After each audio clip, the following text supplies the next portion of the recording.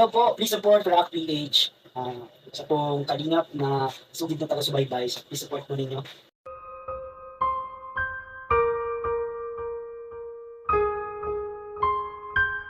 Melka, kakanta sa Wishboss. Hala ka, grabe to. Mangyayari ba kaya ito?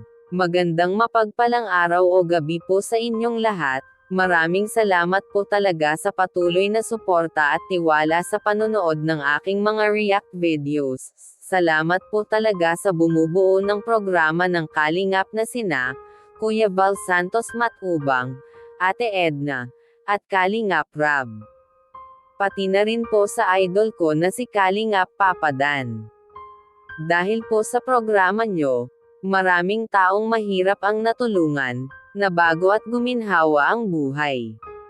Melka, pwede ba kaya ito na makakanta sa Wishboss? Grabe to. Alam naman po natin na malupit po talaga ang boses ni Melka. Ito po may sample po kung gaano po talaga siya kalupit sa kantahan, ito po panoorin nyo po. Cause you were good alone when a good time someday. You were on your throne. You were God alone.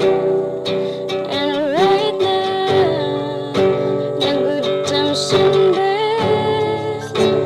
You were on your throne. You were God alone. You're unshakable, unchangeable, unstoppable. That's who you are. Pang international yung boses. Grabe. Galing kumuha ng tempo. Pang international yung boses niya. Parang nag-training. Magaling. Para siya nag-training yung control ng boses niya, yung falsetto niya. O parang parang judge ako Parang vocal coach. Galing. Galing bro. Lamig ng boses. Grabe po talaga ang boses ni Melka. Kaya napabilib po talaga si Kalingap Rab at napasabi na pang-international po ang boses ni Melka.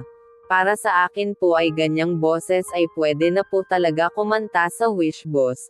Deserve po talaga ni Melka kung makakanta man po siya sa sikat na singing boss, kasi alam naman po natin na mga sikat po talaga ang mga kumakanta dyan, mga sikat na singer dito sa Pilipinas. Malay po natin na kung mag-viral man ang video ni Melka na kumakanta ay baka po ay mapansin siya ng Wishboss. Sa inyo po ba? Pwede na po ba sa Wishboss ang boses ni Melka?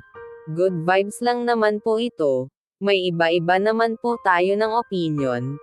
Comment nyo lang po opinion nyo. Salamat po sa suporta.